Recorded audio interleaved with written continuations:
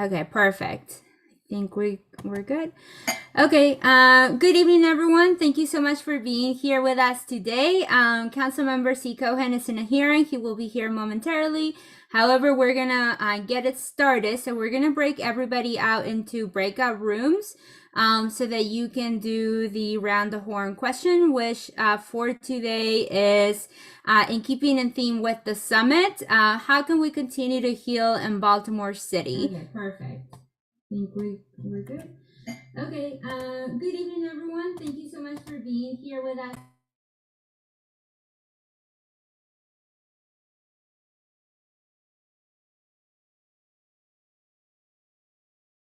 Okay, there we go. Let me break you all out into breakout rooms.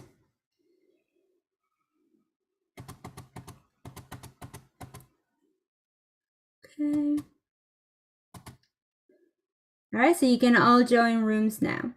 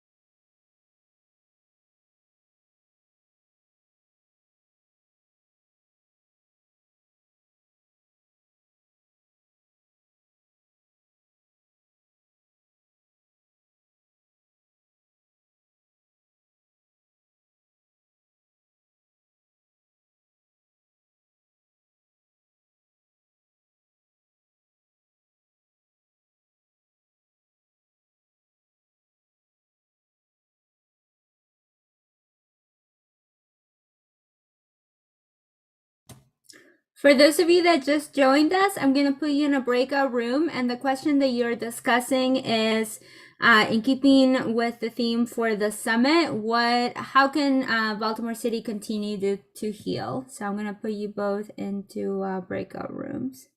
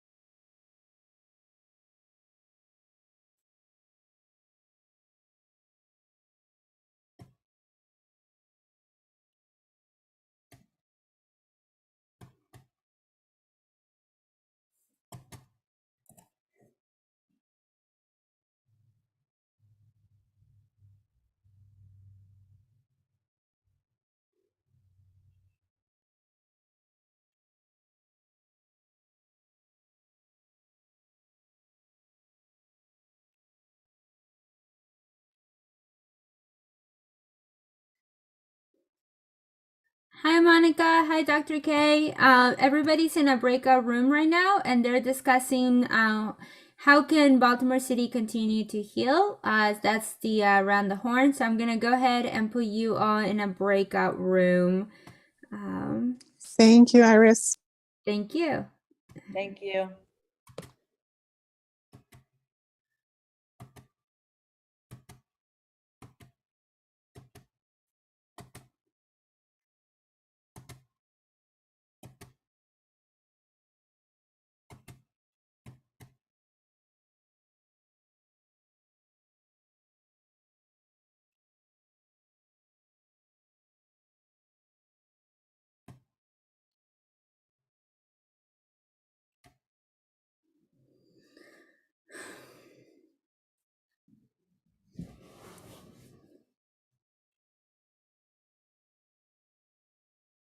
Hi, Mark. Hey, how are you? I'm good. Everyone's in a breakout room right now, and they're just discussing how can Baltimore City continue to heal and keeping in theme with the summit. So I'm gonna put you in a breakout room. Okay. Cool. Thank you. Thank you.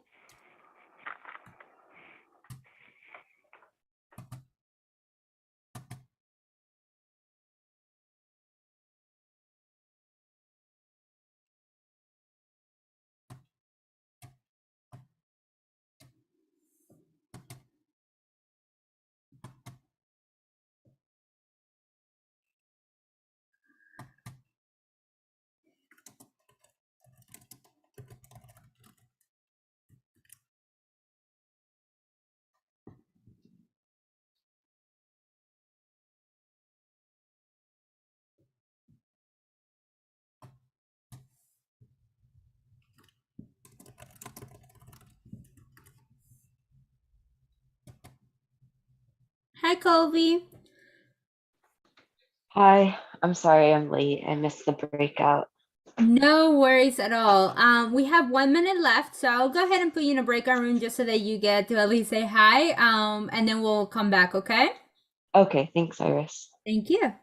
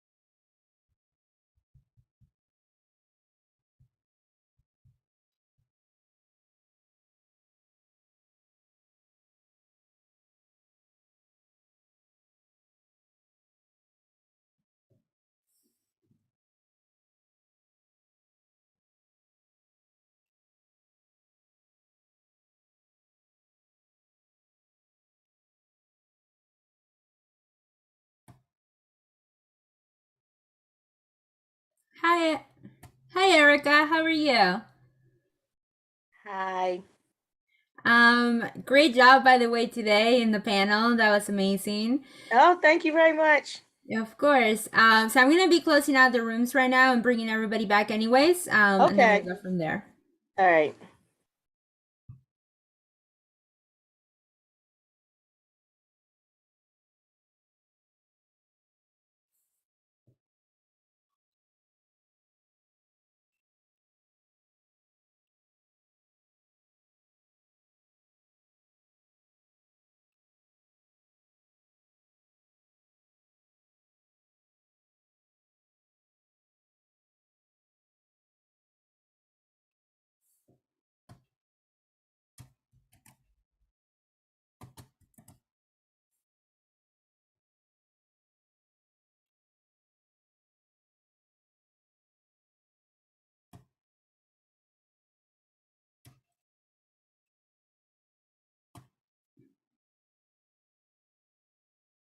We almost have everyone back, so we'll get started in just a few seconds. Perfect. Okay, hi everyone. Councilmember C. Cohen right now is in a hearing and he asked me to apologize on his behalf. He will be here with us as soon as he's able to. And so he wanted us to move along to respect everybody's time and go into the DEI session. So Fariha, I'm gonna pass it on to you so that you can get us through that piece, and I'll put the agenda in the chat so that everybody can access it. Great. Thank you so much, Iris. Hi, everyone. I hope you're having a great Thursday evening. I am personally so excited for our DEI speaker today. I think it's the perfect timing for Ezra to be speaking as the Healing City Summit is happening, because Ezra is doing so much healing and advocacy work in Baltimore City Public Schools, where they are actually a student board commissioner, the Baltimore City Public Schools Board. So Ezra today will be speaking on the topic of the trauma of underrepresentation and disrespect for bicultural people and certain ethnicities. So please join me in giving a warm welcome to Ezra.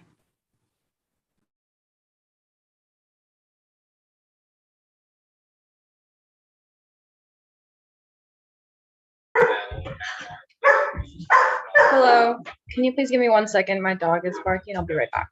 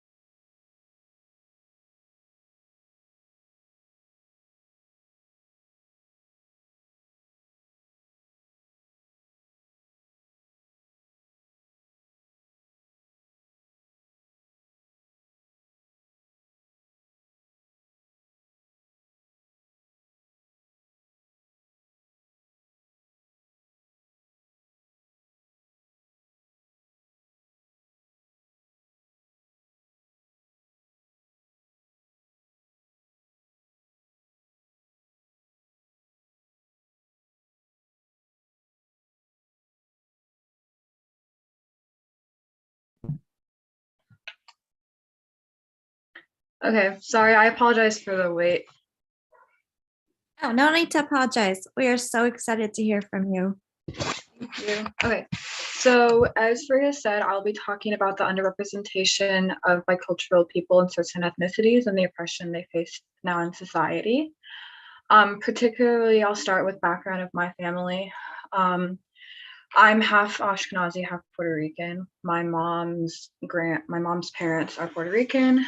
One of my grandparents is from Puerto Rico, but both of them have siblings that were born both here and in the States, and both in the States and over there. My dad's family is Ashkenazi. His grandparents are from Poland, and his family is from Poland, Russia, and Lithuania. And they have a historical background of escaping the Holocaust in the early 19th century. So growing up, my parents did not have it very easy when it came to oppression. I started with my mom, who grew up in a predominantly white school in a predominantly neighborhood that was not high in the Hispanic demographic or the Puerto Rican demographic per se. With the Hispanic kid, she didn't fit in because she was deemed as too white or light-skinned for her complexion, even though she was 100% Puerto Rican. And for the kids of the other ethnicities, especially the white kids, she was teased and bullied for being Hispanic at all. Do you know twins named Ava and Jane Horwitz? Not particularly, because Horwitz is a very common last name. My dad, on the other hand, he experienced some anti-Semitism, especially regarding the parents of his friends. Growing up, I think as an early teenager, there were plenty of friends that he was not allowed to go over to simply because of his ethnicity. And at school, he was made fun of for how rich he was, or the pennies he carried in his pocket, which were never there.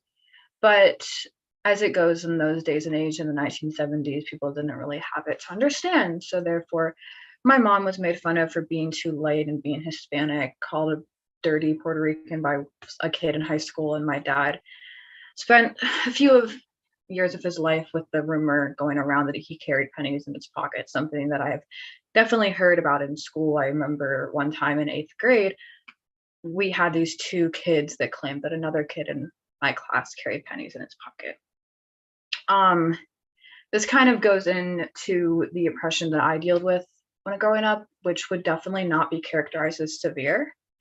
I want to start by saying that I am white passing. If you don't know what that means, it basically means in the Hispanic community that your skin or your features or whatever you may say puts you at a higher level of privilege as passing as mostly or all white.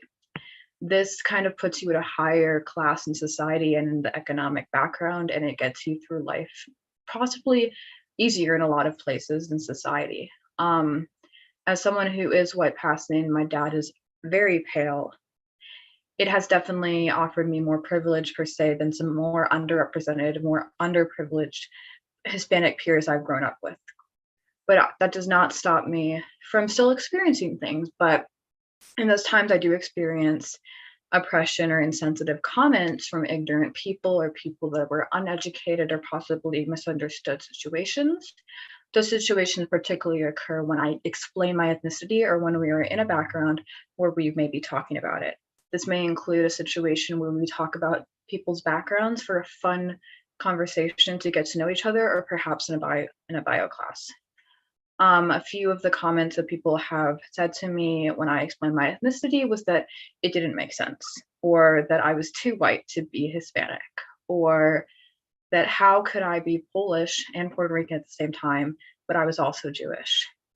And I think that kind of puts me into a complicated situation of understanding that Judaism is one of the religions that is not just a religion. Judaism is an ethnicity per se, an ethnicity in more of the way that Christianity is a religion, but Judaism has a larger depth when it comes to identity, especially in my dad's family that grew up in the Holocaust with a long lineage of Jewish experiences and Jewish features, not only in religious practicings, but in the history and historical background and treatment they face, not only in that, but in their blood. It's an ethnicity. And to understand that you can be Polish and Jewish is the same as understanding that you can be Christian and American, but with an extra understanding of how Judaism is different than Christianity. I think that that is a very controversial topic and a very much topic that people are still talking about, and I'm not going to talk about it any longer because it is not really known per se whether Judaism is a race or not. I think that that can be a very long conversation, so I'll stop it at that. It's an ethnicity.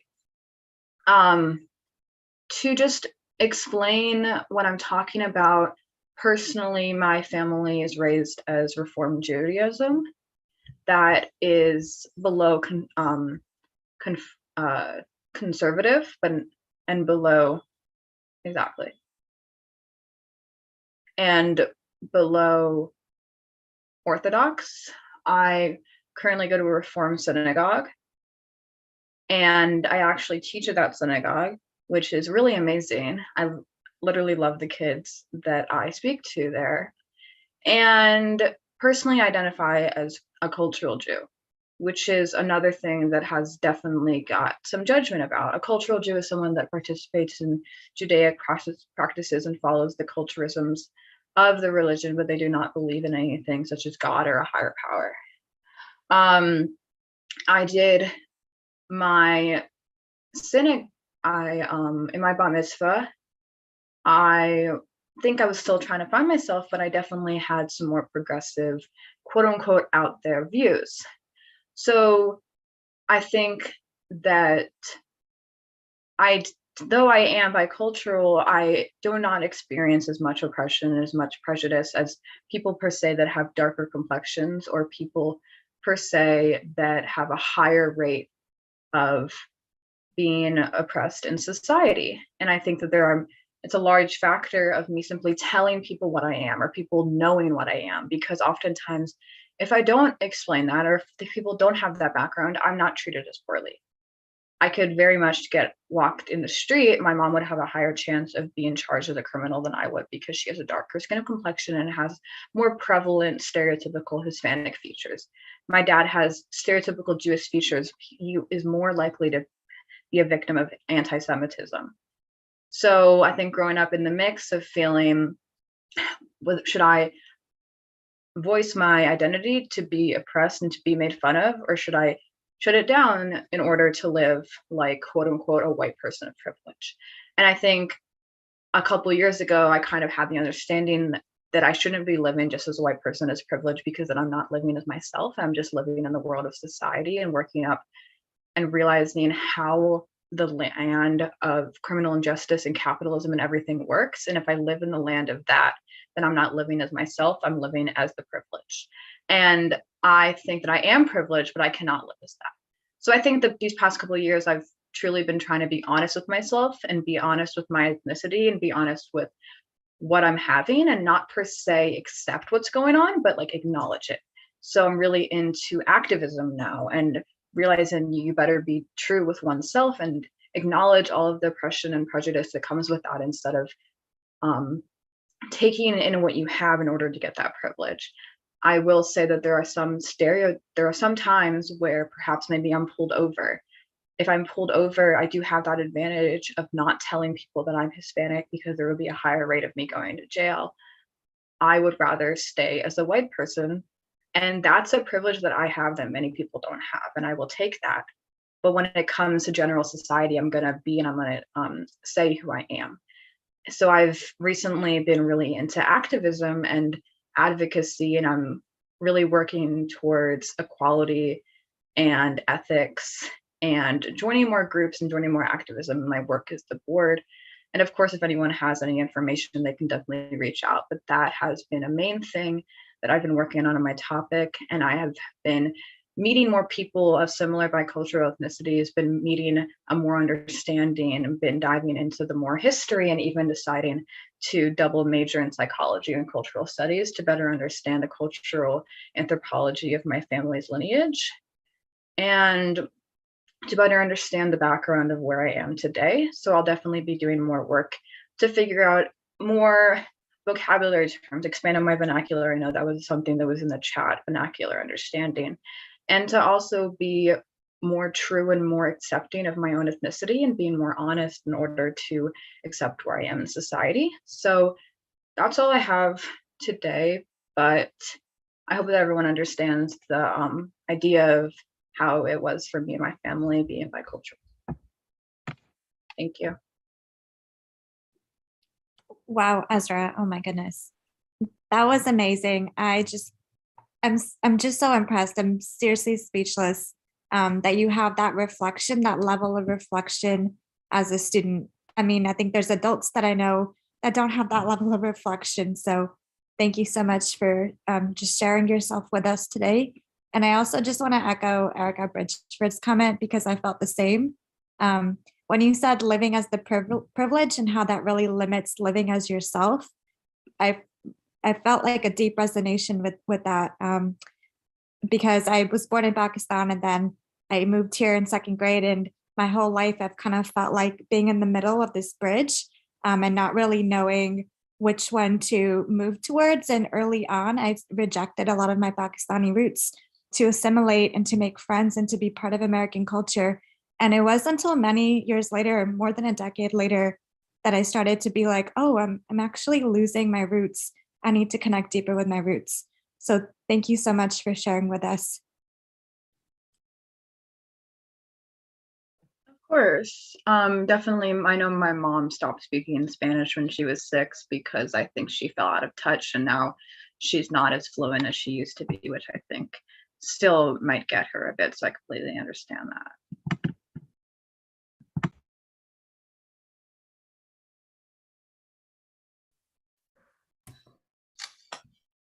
Well, thank you so much, Ezra. That was amazing. Apologies for being tardy. We were voting in the city council in a hearing, so apologies for being late. We don't usually we don't usually do it at 5:30 at night. So sorry I came late, but do want to just say that was incredibly powerful, and thank you for sharing with us. And thank you, Fariha, of course, and Iris as well for standing in. It is great to be back with all of you. Transitioning from our DEI, all right, for the next couple of minutes, want to just talk quickly about the Healing City Summit. For those who've been able to attend, it has been absolutely awesome. Had some great sessions with the great Erica Bridgeford and Donna. Today, they were both absolutely outstanding. And it has been an amazing week.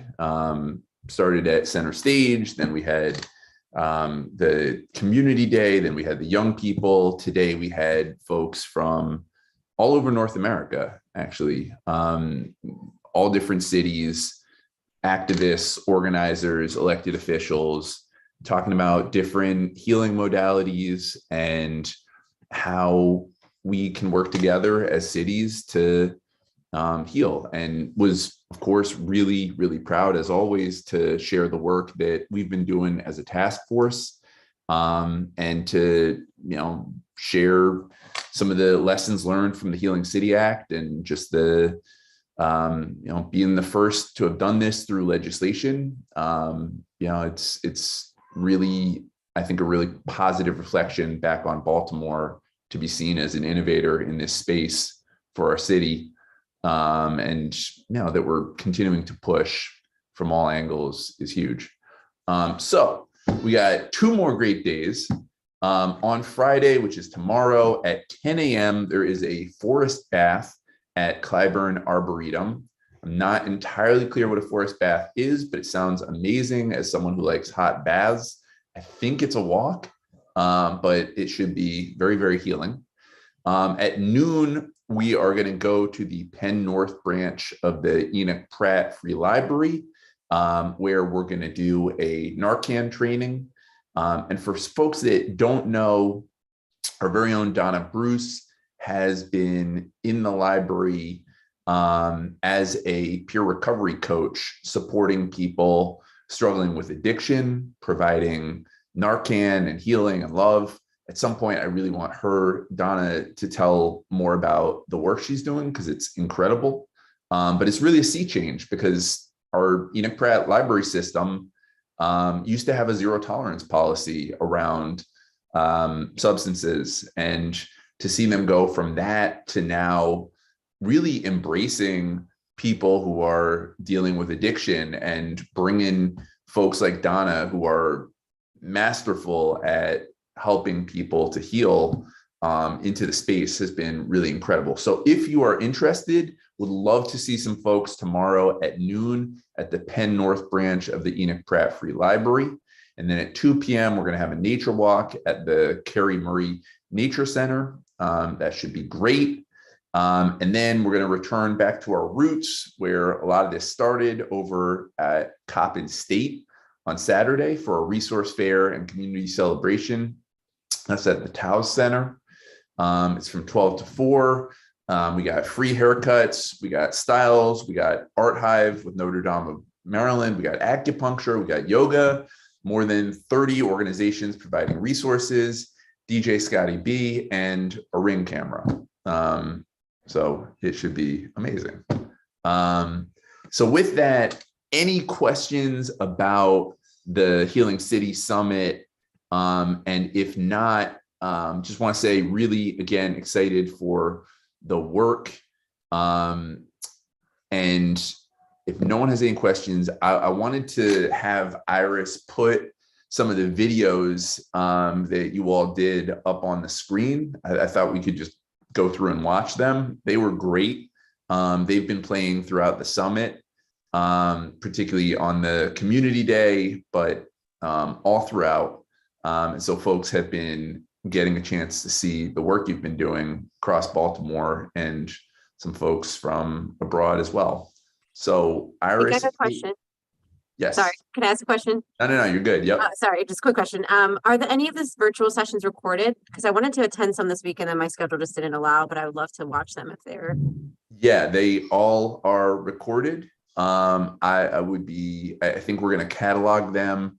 We're going to catalog them after the week ends.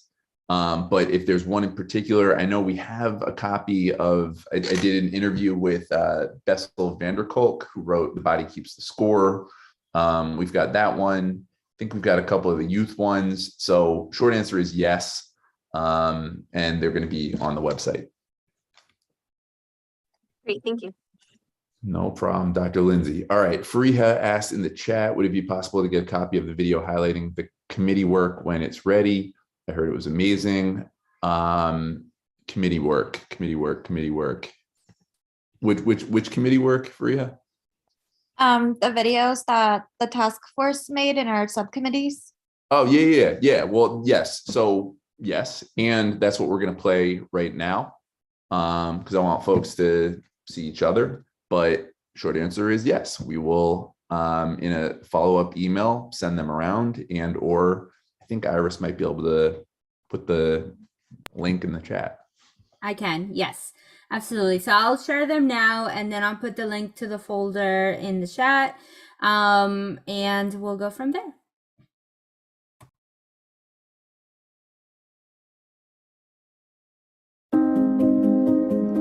Hello, my name is Dr. Lindsay Gavin. People call me Dr. G. I'm a pediatric psychologist and I work at Mount Washington Pediatric Hospital. And I'm Dr. Panagis Galiatsatos, I too am Dr. G, and I'm an assistant professor at the Johns Hopkins School of Medicine and a physician in pulmonary and critical care medicine. And we are members of the Baltimore City Trauma-Informed Care Task Force Medical Subcommittee. And our overarching goal is to become aware of the harm and injustices that medical institutions have sometimes perpetrated in Baltimore City to community members, and to acknowledge this past harm and move forward in responding in a trauma-informed way to how we work with patients in Baltimore City. Accountability and action, that's what we strive for in this medical subcommittee. Specifically, we want to be cognizant of the past and what we've done in regards to the community that's broken the trust of medicine, and begin a new future where we can react to the trauma that's occurring in our city in an appropriate fashion. We aim to bring together stakeholders, both from the community as well as the healthcare institutions, in order to be accountable of the past and act on the future, and really strive to make Baltimore City a premier city in regards to how we react and respond to trauma, and hopefully stops it. Yes, and we welcome you on this journey with us, and we look forward to sharing more with you as we grow and learn how to do this work. Thank you so much. Thank you.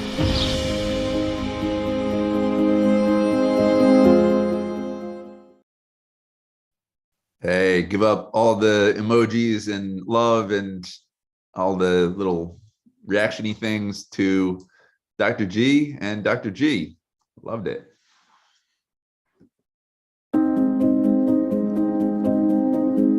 Baltimore Trauma-Informed Task Force Evaluation Training Committee aims to acknowledge the impact of past occurring oppression the system perpetuated by designing, delivering, evaluating ongoing training and support with agencies, community-based organizations, community members, and stakeholder collaborations to support citywide responsive approach for Baltimore's post-traumatic growth. Our group partners with agencies to support the delivery of trauma-informed training. We are supporting city government in offering tools for healing in Baltimore. We are working with libraries now, and we'll work with city agencies next. So far, trainings have included talking about what trauma is, what it looks like in Baltimore, and how to heal ourselves. Young people from the Youth Healing Alliance shared their wisdom about healing. We also help to understand the needs in the community around healing from trauma. We are committed to the Healing City Act.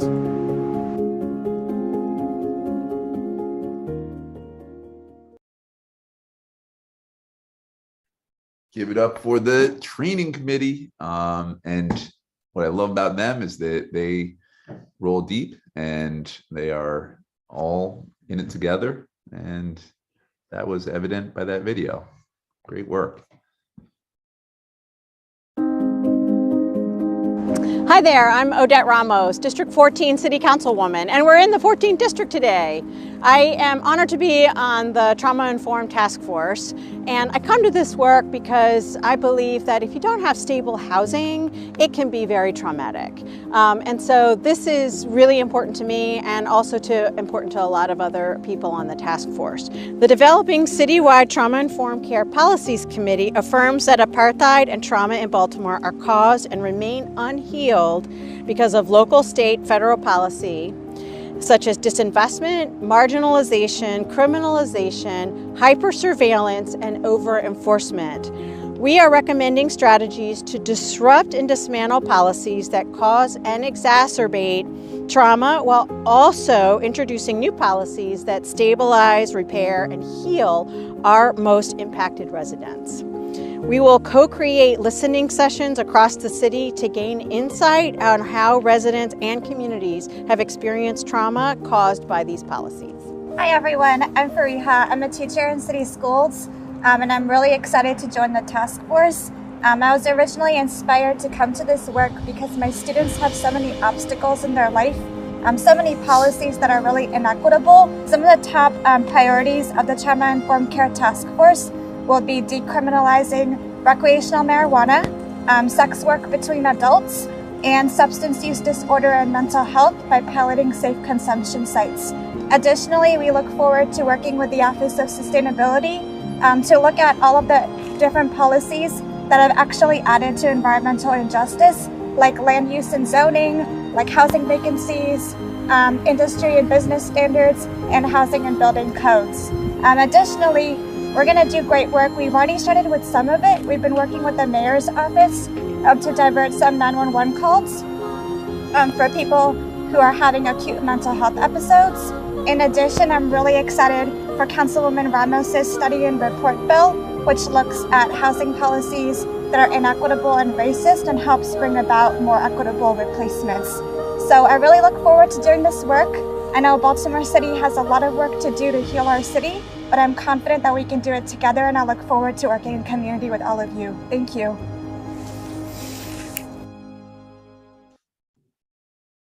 Awesome.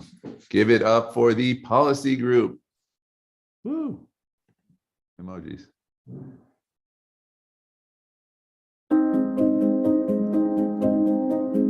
I'm Jasmine Pope. Hi, my name is Shauna Murray Brown. I'm the co-chair of the Decolonizing Trauma Frameworks and Interventions Committee for the Trauma Informed Care Task Force here in the city of Baltimore. If we had to describe what we do, what would you say, Jasmine? Well, I would first describe it as breaking things.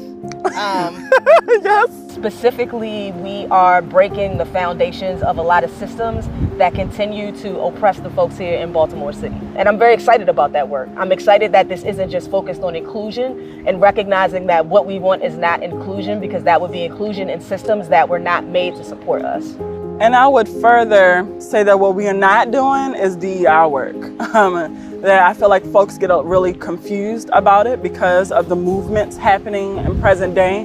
Decolonizing means that we are to repatriate land and life. That is to honor the people, the indigenous people of this land and those that have been forcibly brought here, and indigenizing. And that is honoring the people who are indigenous to this land and those that have been brought here so that they can remember how to heal themselves and do so unapologetically.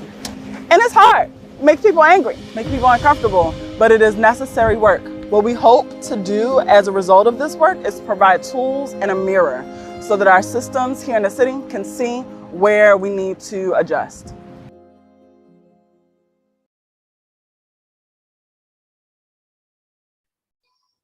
Give it up for the Decolonizing group. And just a quick heads up, so I just checked in with Nicholas, who many of you met. He's the one editing the videos. The youth one is not ready, but will be ready soon. And he also asked not to share this link because he wants to make sure they are all good and done by the time we share them with you all. But we will be sharing those in our follow-up email. Awesome. Amazing. So much good work. All right. Wanted to give the mic to Donna Bruce, one of our task force members, for a quick minute, just to share what she is doing in the library, as well as a little bit about the panel from today. Donna, take it away before we all do work in the work groups. Hello, family. I call y'all my family because y'all know we all on the task force together. I just want to say that the summit so far has been nothing but informative, from the legislation of government to the bus, Erica, the bus. I love it. So what I'm doing in the libraries right now is I go into libraries on Tuesdays, and I do Narcan training as well as provide resources for the community. Everybody know about Penn North, you know, Ground Zero. It's nothing down there but mayhem, open air drug market. And what we're trying to do down there is to change that whole narrative a little bit at a time. So going in on Tuesdays, I provide resources. The other peer navigators provide resources to people that come in, because at one point they weren't allowed to come into the library. And when they came into the library, there was a lot of stigma placed upon people that had mental health and substance abuse.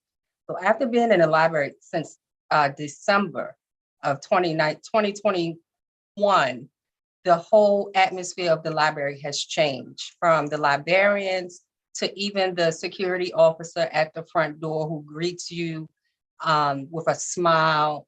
And it's just, you guys, if you can come tomorrow, you'll witness it for yourself. I can't put words to it, but it's definitely amazing to see the shift on Penn North. I went out to go to the store, and the guy said, "I saw you go in that library. You've been in there for a while. What's going on in there?" After he offered me some drugs, right? And I'm like, "No, but I have some Narcan." He wants to do a Narcan training. And he was like, "Well, what is Narcan?" So I even got an opportunity to engage with, you know, some of the dealers that was out there, let them know this is Narcan. If somebody's having an overdose, then, you know, this is something that could save a life. So it's some great work that's being done. The Maryland Peer Advisory Council is who I'm with through providing the Narcan through the Department of Health. So we have the certificate to be able to dispense Narcan. And then we also have the lawyers are in the library, social workers are in the library now, and you also have peers, persons such as myself with lived experiences who are in the libraries. And our hopes are to expand. So right now we have 114 people since December who we have interacted with. And you don't have to give your demographics if you don't want to. So you can go through the Narcan, a person can go through the Narcan training, and they don't have to give us all their demographics. But we like to know. We even had one Asian person. So majority are African American. We had some Caucasians. So everybody come through that library, and we have an opportunity to engage them. But the summit was awesome, guys. So we're meeting at the library tomorrow, and then we're going over to Coppin, and I'll be changing my hat, putting my hairstylist hat on, and we're gonna be over there doing hair, line dancing, and just like, whoo, it's been a long week just celebrating. And of course, there's gonna be more resources there. So that's just a little bit of what I'm doing in the library down at Penn North. So tomorrow at 12, we'll be there.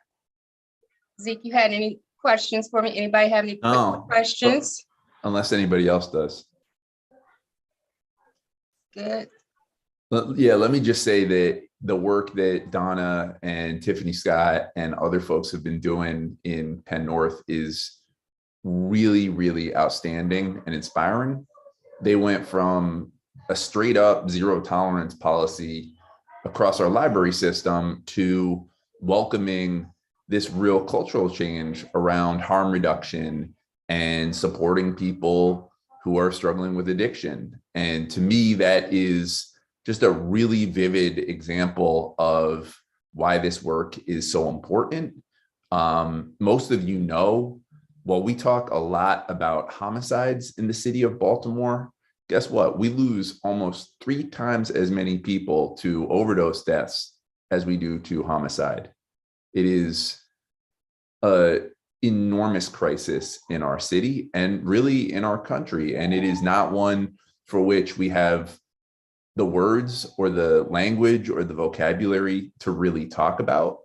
And so much of our history in Baltimore and in this country has been about zero tolerance, mass incarceration, the war on drugs. And so to be part of this real sea change, and to have someone like Donna, who is just so compassionate and just real and able to work with folks, I think is incredibly powerful. So again, I want to just hype it one more time. Tomorrow at noon, Penn North Branch, everybody should show up if you can. It is really, really, really cool to see. Thank you, Madam Donna. And as Nika said, people want to get high, not die. Narcan for all. Amen.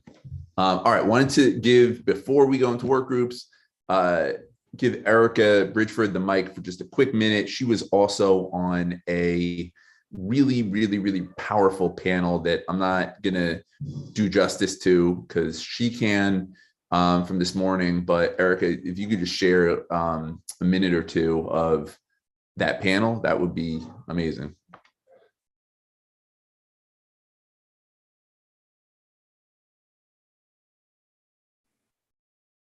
Okay. Hi.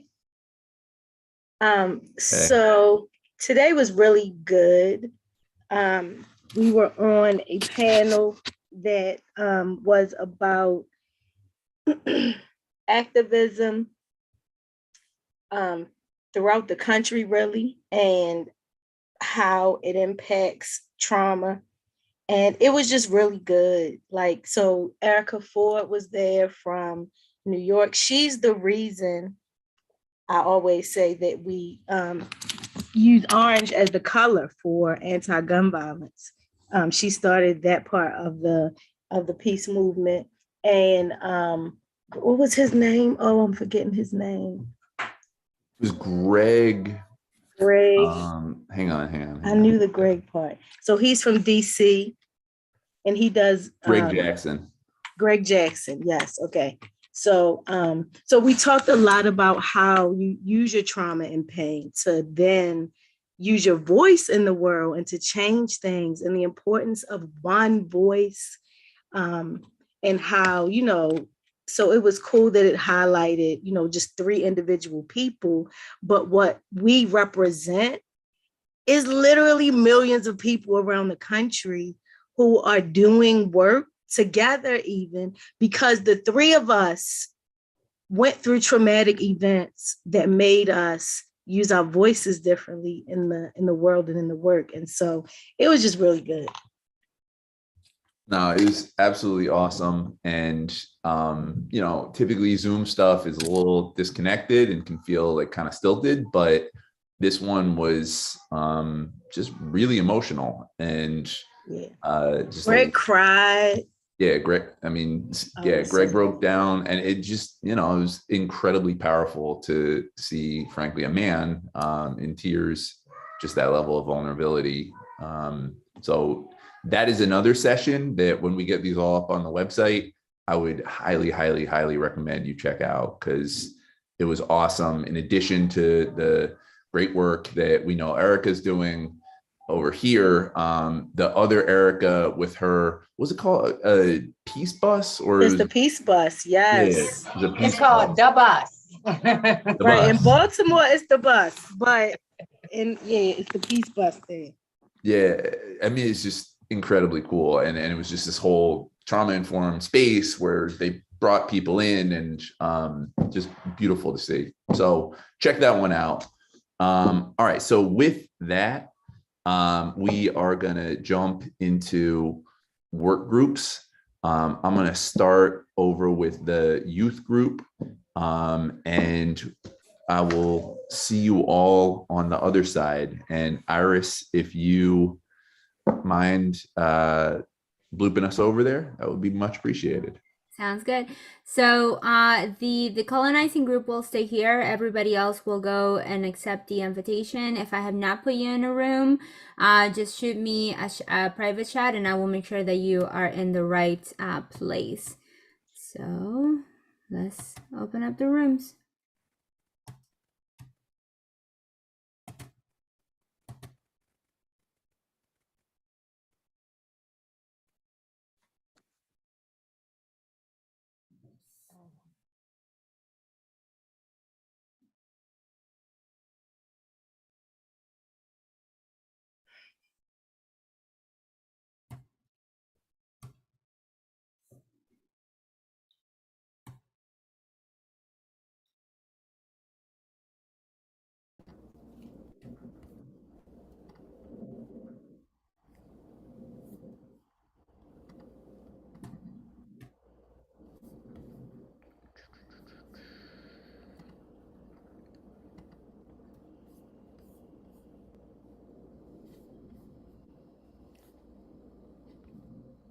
right, is this? Yeah, this is all the. up? Yep, this is the colonizing group. Oh, I this will. is it. Okay. Perfect. Okay. Oh, Ezra is saying Ezra wasn't assigned. Ezra is supposed to be in which one? I don't know. The message says I wasn't Oh, I assigned. I see. don't think. Okay, let me check in with them.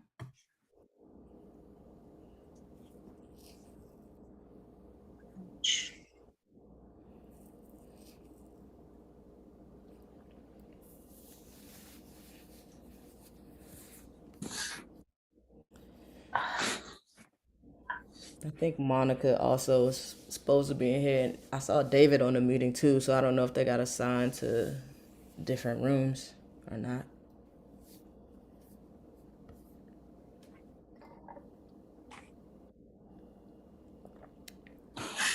How you doing, though? I'm all right. How you been? Tired, but I'm good though. Good. Good. Yeah, I'm sometimes always it's busy. time to be sitting and being quiet more than you're doing everything else. Yep. And yeah, I've been doing more of that. A recharge. Yeah. And like a cocooning, you know, like just going deep into myself and shedding stuff. And, you know, it's painful. Then a mug. It's painful and necessary, or else I would just stay overwhelmed. Yeah. Yeah. Takes a lot of work to be present. Yep. Yeah. I looked at the form or the document that we were working on, and then I also was looking at the I guess objective for today, which was zeroing in more on the Let me go pull all of that up because I have not looked at any of it. Yeah, like zeroing in on our first goal. Wait, is this my whole screen?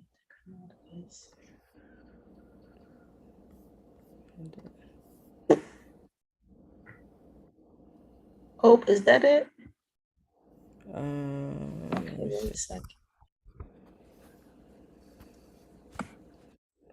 Next steps to work on first goal. Yep. Okay, nice. Thank you, Iris.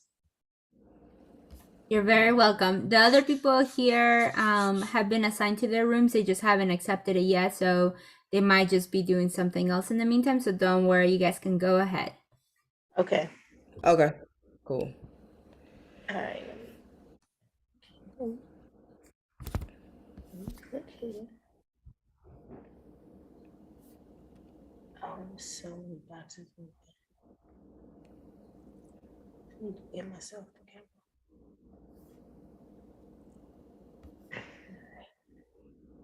I'm sorry, I need to close all of this other stuff that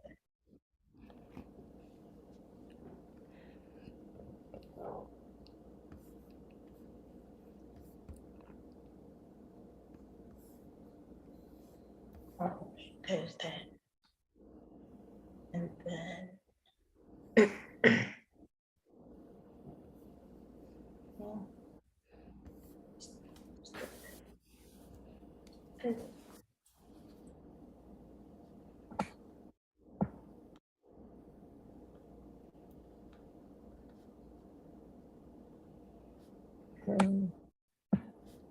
oh. Bam. Okay, now I have both documents.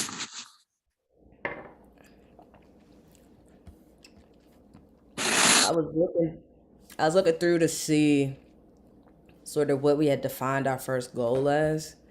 And it looks like if you look on what page is this? The first year of the implementation is action. Yeah, I was looking Under at the page goals. 3. Which part are you on? Oh, yeah. the creation of a toolkit, but then we did a couple of variations on what the next steps could be. So then I think, like, if you scroll down, we identified the first goal would be to review established frameworks of decolonization, which I think we Right. did already, with some of the research and review that was done before. Identify common characteristics, and this may be discuss a tool or website. This is a tool. So this toolkit / observatory idea, I think, is the establishment of that is the first goal. And then we talked about within that, these are the things that we would do to work to establishing that toolkit or observatory. So one was reviewing frameworks, then identifying common characteristics. So I think that we may be at a toolkit portion. But one of the things that Shauna and I were talking about is that trying to figure out what a toolkit would look like for decolonization is almost impossible a little bit. You know what I mean? Like there's no toolkit for any sort of like healing from that. Like you can't not be a colonizer if you are a part of an institution. Is there anywhere that we wrote down what we meant by toolkit? I don't know that we fully broke that out because I think toolkit shifted to observatory. Like I'm looking at if you look at the like graphic thing that Monica made on page 4. Right. Then it's like, this is what the observatory is. We assess the frameworks in which I guess the organization or entity is operating in. And then we talk with them or create something that can give them tools to, what I think it needs to be is acknowledge where colonization or like frameworks that continue the harm of colonization and colonization practices, that they acknowledge where that is and they work to rectify that in the framework in which they're working in. Does that make sense? Yeah. So let me make sure I got it. So what this says is that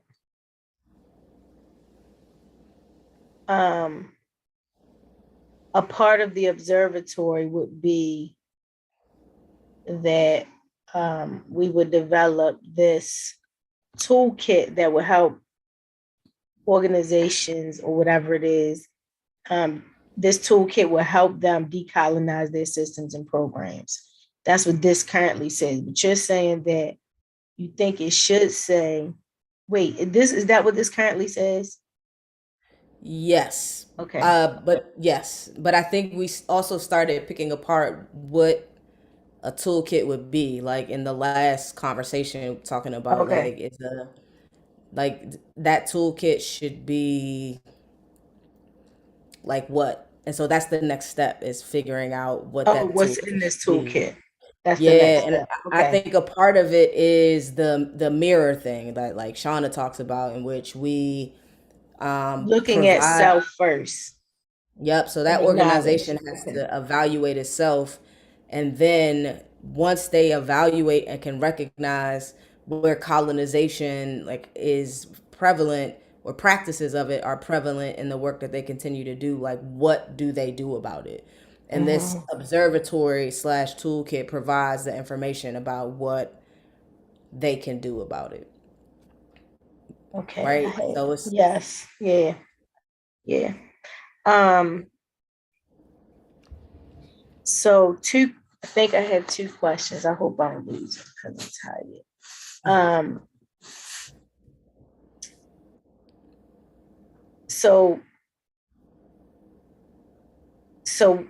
So they would acknowledge where they have practices, systems, and programs that are colonized. They would acknowledge that. So would we in the toolkit give them examples of colonized practices, or what something that's not colonized look like, and they're judging the stuff they're doing against that? Like, would that be a part, something that's in the toolkit? Yes, I think so. And another thing would be, I know David talked about the importance of stories, and that could also be an educational piece of like, this is these are the stories of the people who are utilizing your services, right? Or are, under whatever thing you are over. And these stories are telling how colonization is still prevalent in the practices and frameworks that you have. One, so that's the acknowledgement and identification of it. And then there's the piece of, so then what do you do about it?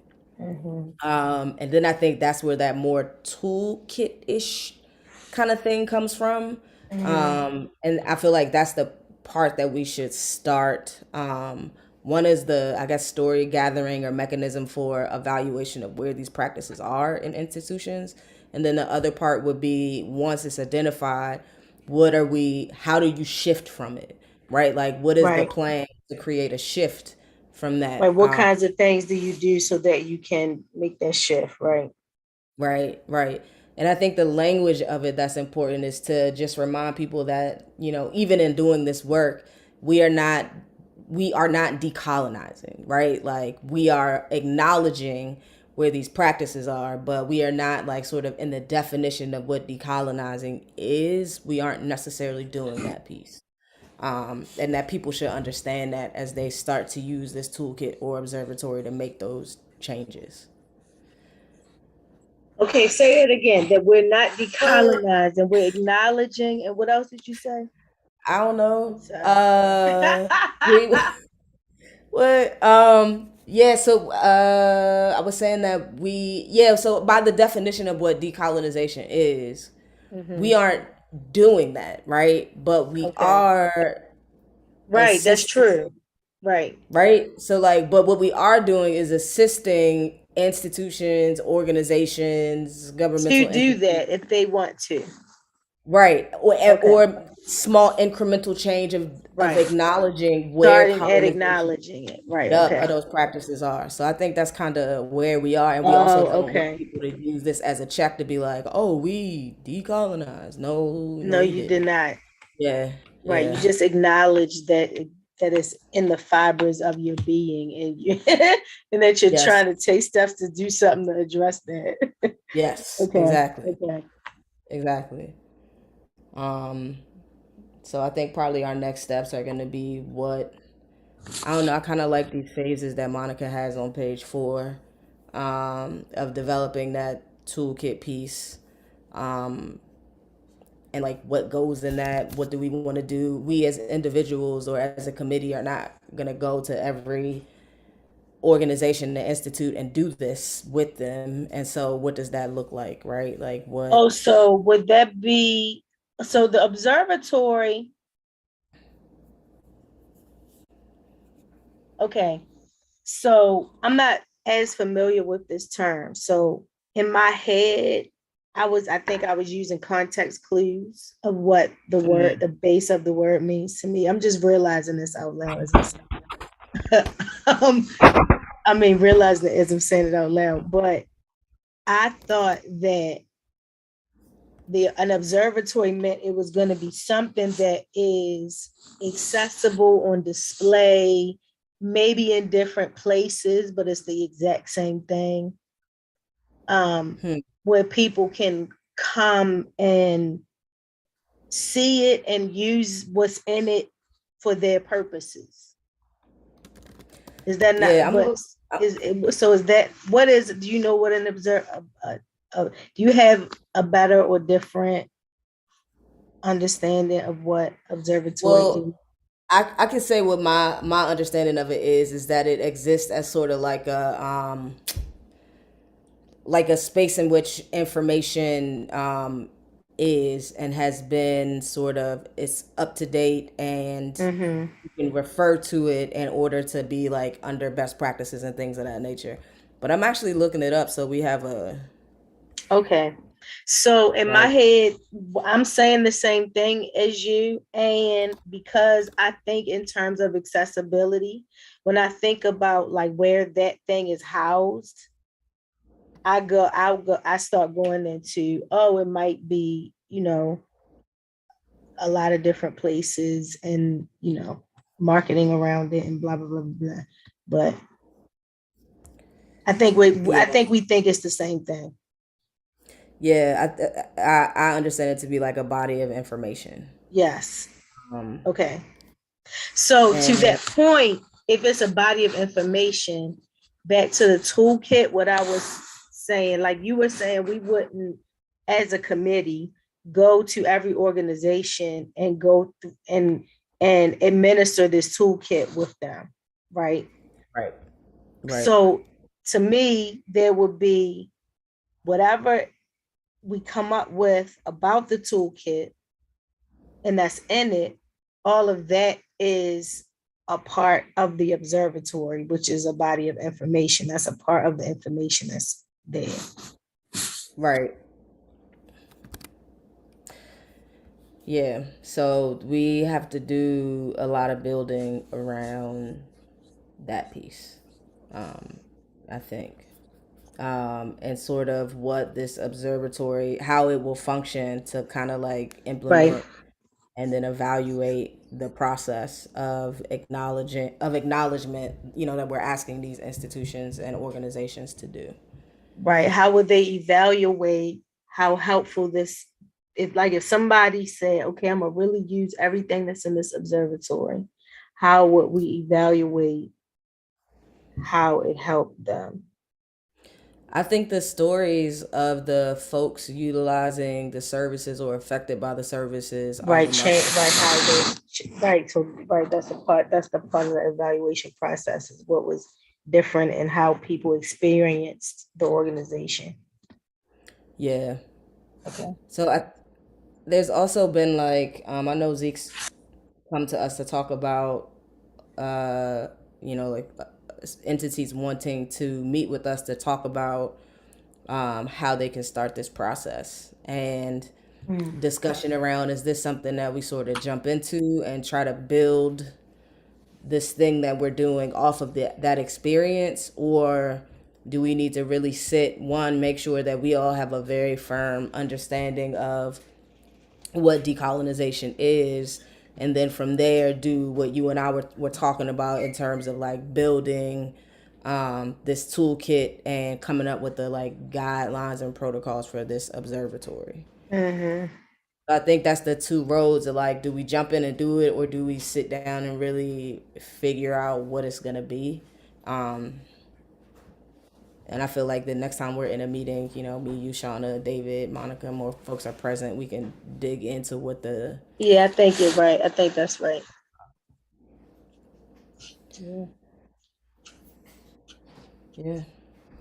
So I don't know, other than like I think I can add to the notes that like kind of what we talked about today in terms of next steps. Yeah. So that when we meet again, we can kick off doing that piece. Other than that, I don't know that there's too much else we can do tonight. I think that's true. All right. Cool beans. I'll add some notes to the document. Okay. Did you talk about how you were doing? We talked all about how I was doing.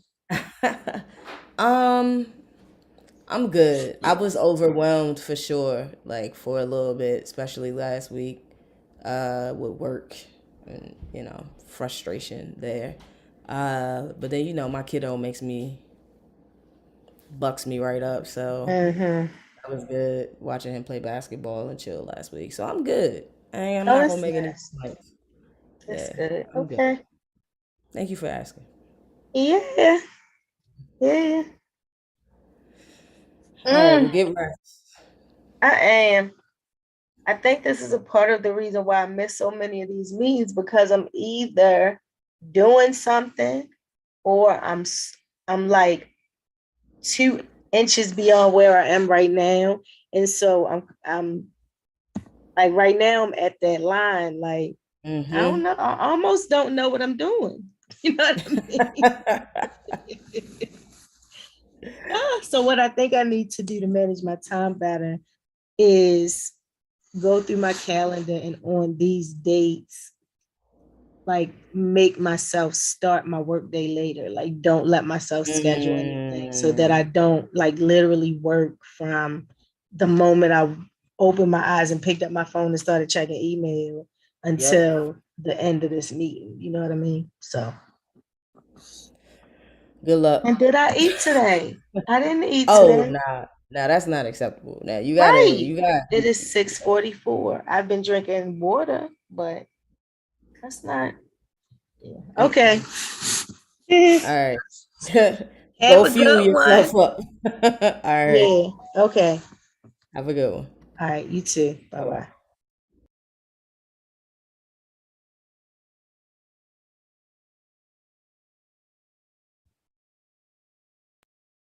Hi, Erica.